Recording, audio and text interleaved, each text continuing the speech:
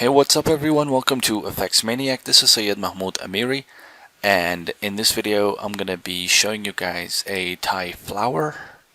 It's Tyflow, but we're gonna create a flower inside of Tyflow. So here is the composite that I did. I mean, it's not like a super realistic sort of a flower, but just to get you the idea, it looks pretty cool, and I'm gonna show you guys how to do it using Tyflow. So here is the main scene. Inside 3D Studio Max, I did some lights and a camera and the thing. I'm going to show you guys how to do it with Tyflow. So yeah, this is basically the project file, and if you want to get the project file for this tutorial, of course you can go ahead and check it out in my Patreon page. It is available there, and I do want to thank everyone who joined my Patreon page to support me and get some awesome project files. Alright, so let's go ahead into 3D Studio Max. I'm in a blank scene here, so what I'm going to do is basically create a cylinder first and give it like some sort of thickness, and I'm gonna go and set these sides to like 30 and the cap segments to probably like what, 6? Yeah, 6 is fine, and the height segments to 0. Right click and hold down hit Shift J to hide the selection brackets. Right click, convert to editable poly. And what I'm going to do is select all the polygons from the front view and just delete them. We just want the top part, right?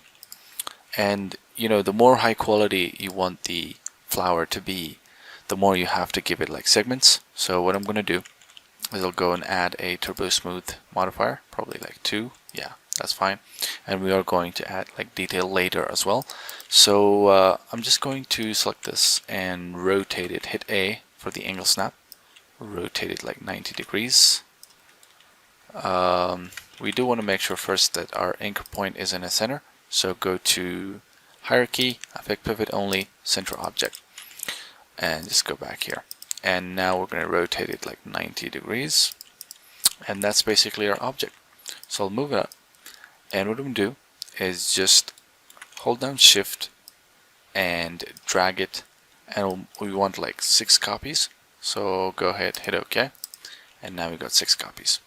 So what you're going to do is going to the side view, the left view, and select this and just scale it up a little bit, because we want to sort of have this incremental scale for the different levels of the flower. So I'm gonna go here and just select it here and increase the scale. Not that much, probably like this much, and this much, and this much. And what I'm going to do is select them all and scale it down, just like that. Alright, so you might be wondering what this has to do with our shape of the flower.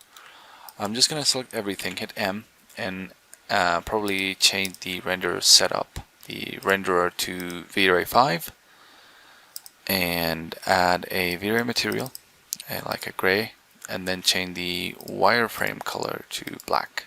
So okay, now we got this. And now what I'm going to do is create our collision object. So select a sphere, and in the front view just going to click here and drag it.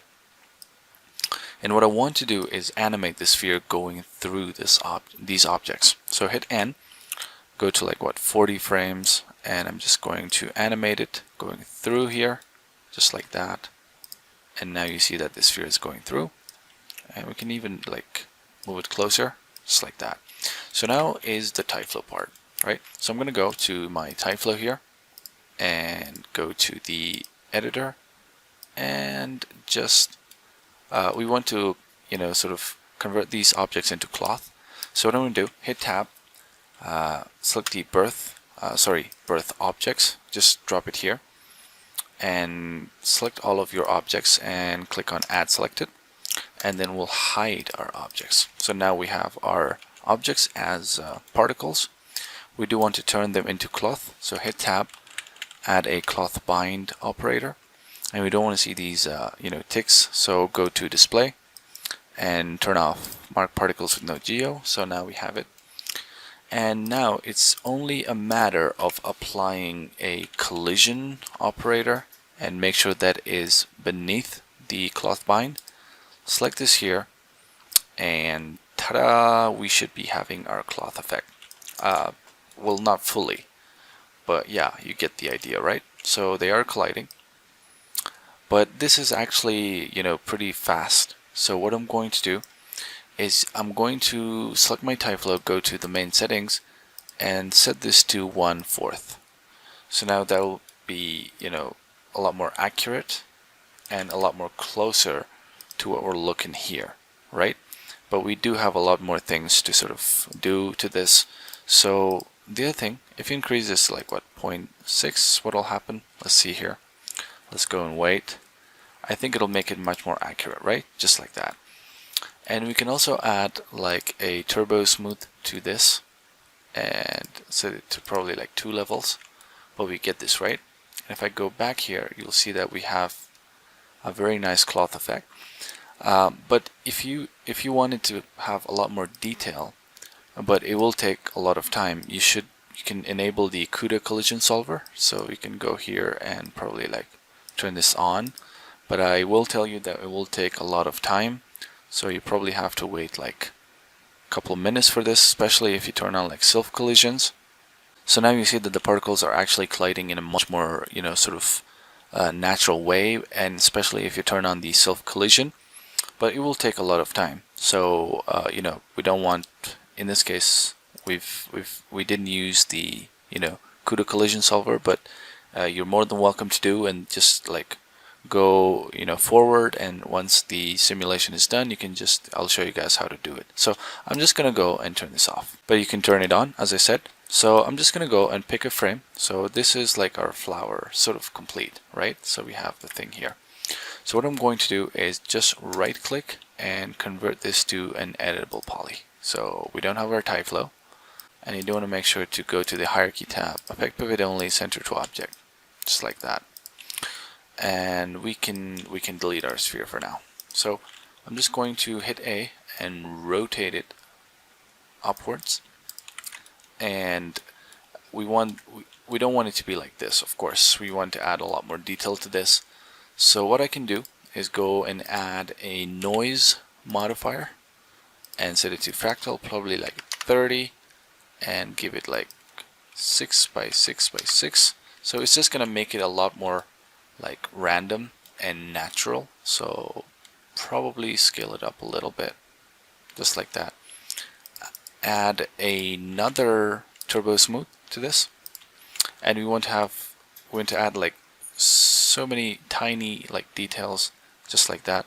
So I might want to go and add another noise and probably make this a lot more smaller, like 10 fractal, but we want it to be, the strength to be very, very low, probably even smaller, the scale, just like this. So you can see we're getting these sort of very small details just to make it look like, you know, it's not just like this perfect piece of cloth that we're sort of doing. It has that sort of flower texture. I'm not sure if it's looking, you know, accurate or natural, but you know, just trying to make it, you know, look natural, right? So we'll stick with this. And for the stem part, what I did was I just went here and I created like a line, just like that, probably like that, not like that. So I'll just go and take the vertex head 1 and just move it here, just like that, and take this one and move it here. So I'll go in here and make sure it is in the center, just like that. Enable in viewport and render, and that is basically our flower, right? So I'll select this, and for the lighting part, I'm just gonna go back and switch to my scene here. So Tyflow, don't save. So I have the same model. I created a camera, you know, just like that, and I have 3 lights from this view and from this view.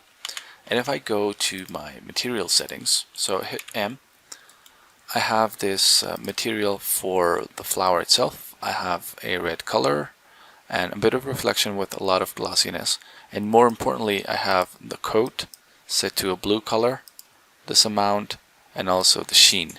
So it's basically giving it that sort of blue sort of color reflecting inside. I don't know.